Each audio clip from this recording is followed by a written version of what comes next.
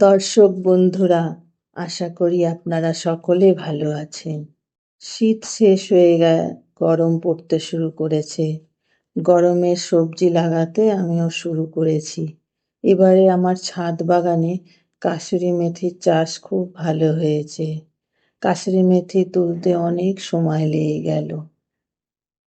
এবারে প্রচুর শাকও খেয়েছি আমি। এত হয়েছে দেখুন, যেমন গাছ হয়েছে তেমন ফলও হয়েছে। প্রতিদিন ঝাড়াই বাছাই করছি। দেখুন তো কত কাসুরি মেথি হয়েছে, সারা বছরের জন্য কালেক্ট করে নিলাম।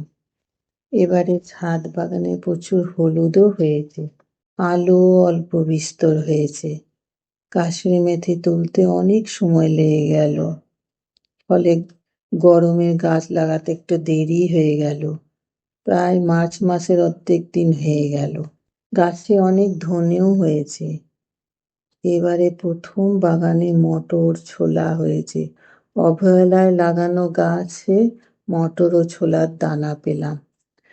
গরমের জন্য ঢেঁড়স ও বরবটি গাছ লাগিয়েছি, উচ্ছে গাছও লাগিয়েছি। আর লাল শাক পাট শাক লাগাবো বলে দুটো ক্রেটা রেডি করেছি। এখনো বাগানে টমেটো গাছে টমেটো ধরে আছে।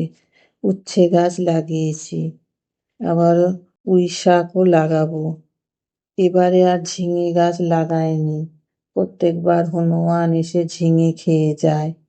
অবশ্য ঢেঁড়স ও বরবটিও খেয়ে যায়, তবে এবারে ওই জন্য গ্রো ব্যাগে দিয়েছি, যাতে অসুবিধা হলে তুলে রেখে দেবো। এখনো শীতের আমেজ আছে।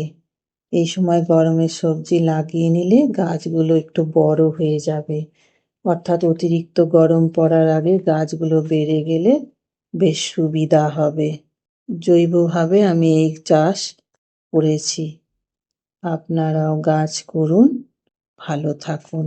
ভিডিওটা ভালো লাগলে লাইক, শেয়ার, কমেন্ট ও সাবস্ক্রাইব করে দেবেন। ধন্যবাদ।